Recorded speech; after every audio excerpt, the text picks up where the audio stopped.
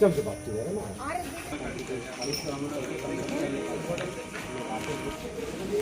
আসানসোলে পুলিশ ফাঁড়িতে হামলা ও ভাঙচুর।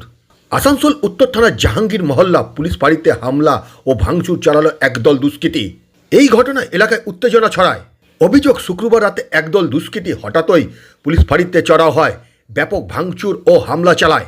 এমনকি পুলিশকে লক্ষ্য করে ইট পাটকেলেরও ছোড়ে।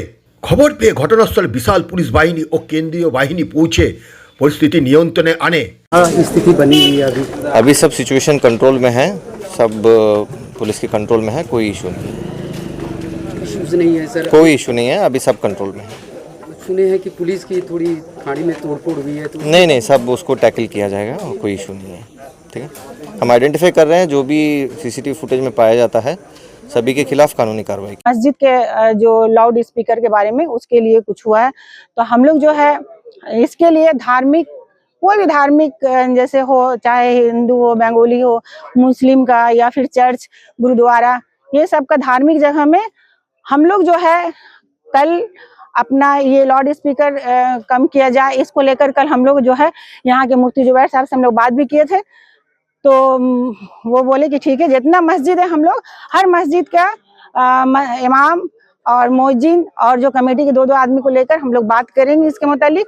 तो आज मीटिंग था, तो आज मीटिंग भी मतलब हुआ है। अब मीटिंग में क्या उठ कर आया, अभी भी मीटिंग चल ही रहा है, लेकिन उसी दौरान सुनने में आया कि ये सब हुआ है। कहाँ के लोग किए हैं ये हम लोगों को नहीं पता है। আসানসোল উত্তর থানার অন্তর্গত জাহাঙ্গীর মহল্লা ফাঁড়িতে যারা এই ঘটনা ঘটিয়েছে তাদের উদ্দেশ্যে কড়া বার্তা দিলেন আসানসোল উত্তরের বিধায়ক কৃষ্ণেন্দু মুখার্জি। গতকাল রাত্রে আসানসোলের ঝিংড়ি মহল্লা ফাঁড়িতে যে ঘটনা ঘটেছে, একদল দুষ্কৃতী সেই ফাঁড়ি ভাঙচুর করে যে চ্যালেঞ্জের সামনে প্রশাসনকে ফেলেছেন, যারা যারা এই ঘটনা ঘটিয়েছেন তাদের শনাক্তিকরণ চলছে, তাদের প্রত্যেককে খুঁজে বের করা হবে এবং তাদের দৃষ্টান্তমূলক শাস্তি দেওয়া হবে। এবং যারা পর্দার পেছনে থেকে এসি ঘরে থেকে যারা এই ঘটনাকে উস্কানি দিলেন তাদেরও কিন্তু খুঁজে বের করে তাদেরকেও কিন্তু শাস্তি দেওয়া হবে।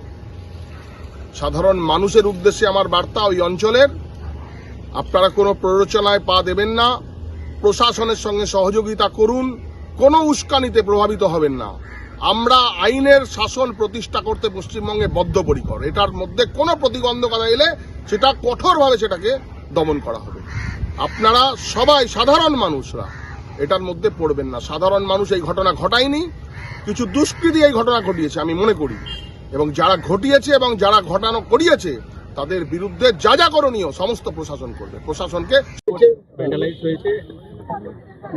দেখুন, ভারতবর্ষের যে ন্যায় আইন, ভারতীয় ন্যায় সংহিতা, এতদিন আগের সরকার সেটাকে লাগু করেনি। এতটা দুঃসাহস তাদের বা উদ্ধত্ত যে সারা ভারতবর্ষে ভারতীয় ন্যায় সংহিতা লাগু করা হয়েছে, অথচ বেঙ্গলে সেটা হয়নি। এবং এখন যখন মাননীয় মুখ্যমন্ত্রী শুভেন্দু অধিকারী মহাশয় বলছেন যে সেটা লাগু করা হবে, জায়গায় জায়গায় পাবলিককে অসুবিধা করে রাস্তা বন্ধ করা যাবে না। আপনি যে ধর্মের মানুষ হতে পারেন, কোনো পাবলিক ফাংশনও ওইভাবে করতে পারবেন না। আপনি পলিউশন লেভেল যেটা অ্যালাউড তার উপরে আপনি মাইক বাজাতে পারবেন না। আপনি হিন্দু হতে পারেন, মুসলিম হতে পারেন, শিখ হতে পারেন, আপনি ব্লাড ডোনেশন ক্যাম্প করতে পারেন, ডিজে বাজাতে পারেন, কিন্তু which is allowed by the মানে আইন শৃঙ্খলার দিক থেকে ততটাই আপনাকে করতে হবে। এখানে ধর্মের রাজনীতি যদি কেউ করতে চায় সেটা অ্যালাউ করা হবে না। এবং পুলিশ ঠুটো জগন্নাথ হয়েছিল 15 বছর, এখন কিন্তু পুলিশকে সেই হিসেবে আমরা ঠুটো জগন্নাথ হয়ে থাকতে দেব না। সবার জন্য যেটা নিয়ম সবার জন্যই লাগু হবে।